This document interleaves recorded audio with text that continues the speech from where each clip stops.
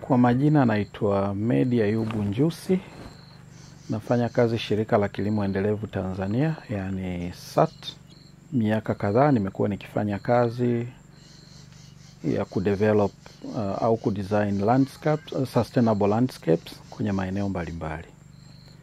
Sasa kwa muda huu ningependa kuzungumzia kuhusiana na mbinu za kuhifadhi udongo na maji mashambani, lakini pia mbinu za kufanya recycling, kufanya mzunguko wa nishati au materials mbalimbali ambazo tayari zinakuwa zimetumika. Na hili ni muhimu kwa sababu katika mazingira ya kawaida kumekuwa na concern kubwa ya watu kwamba mazao mengi ambayo yanazalishwa, mfano mboga mboga, yamekuwa yakizalishwa kwa kutumia wakati mwingine maji taka, au watu wengine wanatumia kemikali za aina mbalimbali kwa ajili ya uzalishaji wa haya mazao ya mboga mboga, na hivyo kuraise naweza kusema concern za masuala ya kiafya. Lakini sasa ili kuweza kuepukana na hili, kuna namna nyingi ambazo mtu anaweza kufanya ili kuweza kuzalisha, na hii haijalishi mazingira ambayo yupo. Kama changamoto tunayozungumzia ni maji, unaosha vyombo mara ngapi kwa mwaka? Kwa mwezi, kwa wiki, au kwa siku? Nafikiri jibu lako kwa maswali haya yote ni kila siku unaosha vyombo, kila siku unaoga, na labda kila siku unafua, au angalau labda haziwezi kupita siku 3 au wiki hujafua nguo. Sasa umewahi kufikiria kuhusiana na haya maji ambayo unayatumia, yale maji machafu unayapeleka wapi?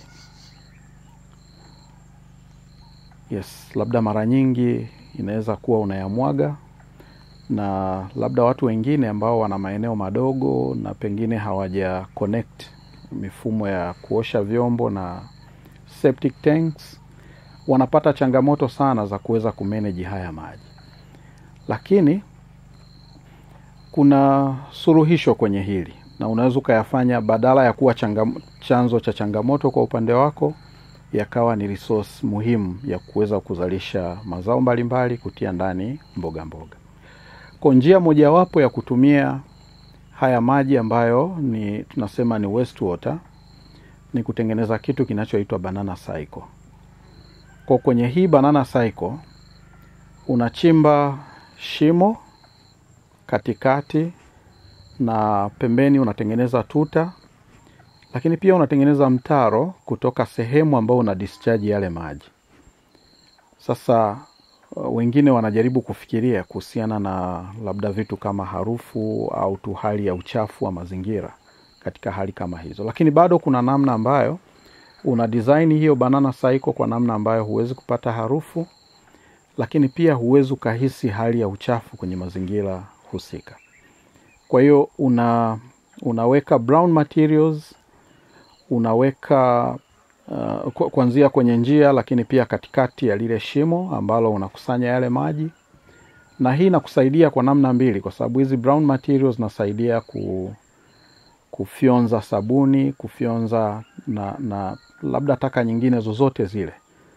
Na yale maji yana infiltrate au yananywea huko ardhini, na baadaye yanasaidia kufanya eneo linalozunguka shimo husika likawa wet au likawa moist. Kwa ukiotesha mazao yako, yananufaika kutokana na hayo maji. Kwa mmea hauchukui maji machafu, lakini pia hauzalishwi katika mazingira ya uchafu. Badala yake, haya maji yanafyonzwa, yanachujwa vizuri na zile brown materials ambazo ziko pale, au carbon materials ambazo ziko pale, na kufanya maji yanayopanda kwa capillary kufikia mizizi ya mmea wako kuwa ni maji ambayo ni masafi. Sambamba na hayo, kuna njia nyingi, au kuna sambamba na njia hii unatumia matandazo ambayo yanasaidia kufanya labda upotevu wa maji kupitia jua, kuwa lina hit hiyo eneo uweze kupungua, kwa hivyo kuwepo na ufanisi mkubwa katika matumizi ya maji kwa ajili ya mimea. Kwa hiyo kimsingi niseme tu kwamba kama una changamoto ya namna ya kudispose haya maji taka, basi hii ni moja ya njia nzuri, kwamba una design banana cycle ambayo ndipo utakapokuwa ukielekeza yale maji, lakini unaidesign kwa namna ambayo unapanda mimea pembeni yake, na ukipanda mimea pembeni yake basi itanufaika kutokana na hayo maji. Kwa kutakuwa na angalau migomba ambayo umeipanda kuzunguka hiyo cycle, lakini pia utakuwa na mboga mboga za aina mbalimbali, na bado una nafasi pia ya kuweza kuongeza ufanisi katika matumizi ya nafasi. Kwa mfano tumezungumza habari ya shimo ambalo lipo pale katikati. Unaweza kuweka vitu kama miti au mianzi, kwa sababu mianzi angalau inakaa muda mrefu, ikatengeneza kitu kama A shape au inverted V shape, na chini yake ukaotesha mazao ambayo yatatambaa kufuata hiyo miti au kufuata hiyo mianzi, na hivyo kufunika eneo la shimo. Kwa kufanya hivyo unakuwa umehakikisha kwamba eneo zima limeweza kutumika kikamili katika uzalishaji wa mazao. Kwa hiyo hii ni fursa nzuri ya kuweza kutumia taka kama ambavyo kwenye kanuni mojawapo ya Permaculture inavyosema kwamba unapo zalisha kwa mfumo huu wa Permaculture, hakuna kitu ambacho unaweza hupaswi kuzalisha taka. Kwa kila unachokitoa kama taka ni lazima utafute namna ambavyo unaweza kukitumia kwa manufaa kwa upande wako.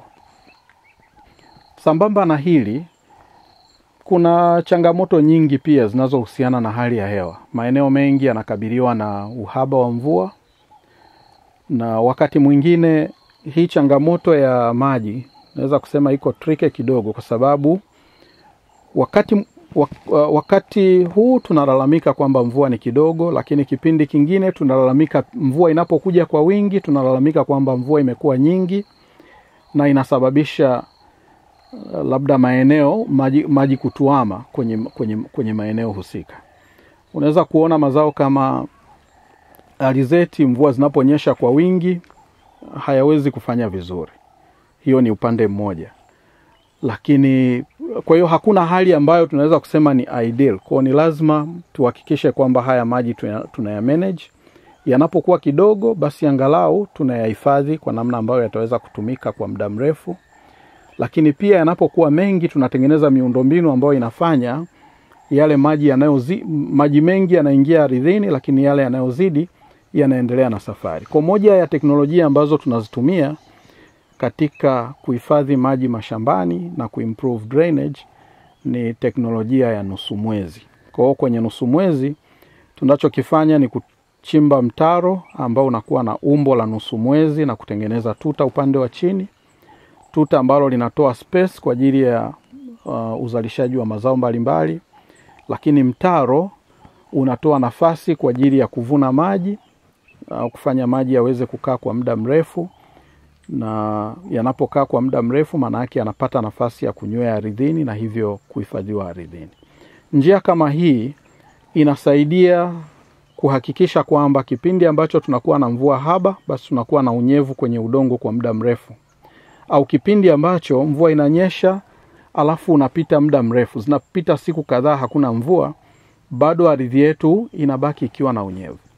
Lakini pia inasaidia kuhakikisha kwamba yale maji ambayo mvua kubwa zinaponyesha yanatiririka, yanasababisha makorongo shambani, kwa sababu tunapofanya designing tunaanzia upande wa juu ya shamba, inasaidia kufanya tunaweka maji mengi ardhini, lakini sehemu nyingine ya maji kunakuwa na miundombinu ambayo inaruhusu yaweze kutoka. Kwa maana hiyo changamoto za pande zote tunakuwa tumeziaddress kwa namna hiyo. Tunakuwa tumeaddress changamoto ya maji yanayozidi, lakini upande mwingine tunakuwa tumeaddress changamoto ya uhaba wa maji au mvua ambazo hazitabiriki. Na labda mojawapo ya maeneo ambayo tumewahi kutumia teknolojia hii ilikuwa ni shirika la St. Vincent kule Mbinga, ambako mashirika 6 kutoka maeneo mbalimbali ya Tanzania yalikutana pale na yakapata nafasi ya kujifunza kwa pamoja kuhusiana na hizi teknolojia za kuvuna maji ya mvua.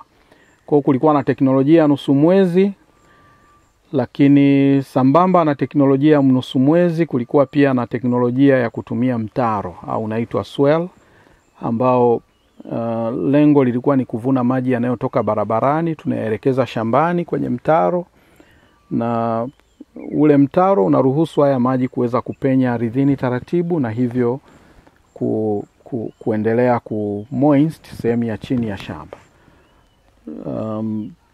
Na masista wengine ambao walikuwa wameshiriki kwenye programu hiyo kwa kweli walihamasika. Kwa mfano tuna masista wa shirika la Mama Yetu wa Usambara huko Korogwe, na wao pia walihamasika na kwenda kutengeneza au kutumia hizi teknolojia. Kwa hiyo walikuwa na teknolojia ya mtaro pia na kwa upande mwingine pia hizi nusu mwezi. Na kimsingi kwa hawa masista wa shirika la Mama Yetu wa Usambara, wao walikuwa na changamoto ya uhaba wa mvua ambao ulisababisha kipindi kilichopita wasifanikiwe sana kwenye majaribio yao ya kilimo cha kokoa. Kwa hiyo kwa wakati huu waliamua kujaribu teknolojia hii, kutengeneza nusu mwezi ambazo kwa namna walivyokuwa wamesanifu ni kwamba kuna upande ambao inakaa kokoa, lakini pia upande wa magharibi ile kokoa inanufaika na mgomba unaopandwa upande huo, kwa sababu kokoa inahitaji kivuli. Kwa angalau na katika kufikiria kuhusiana na zao ambalo litaleta kivuli cha haraka, mgomba ikaonekana ni option mojawapo.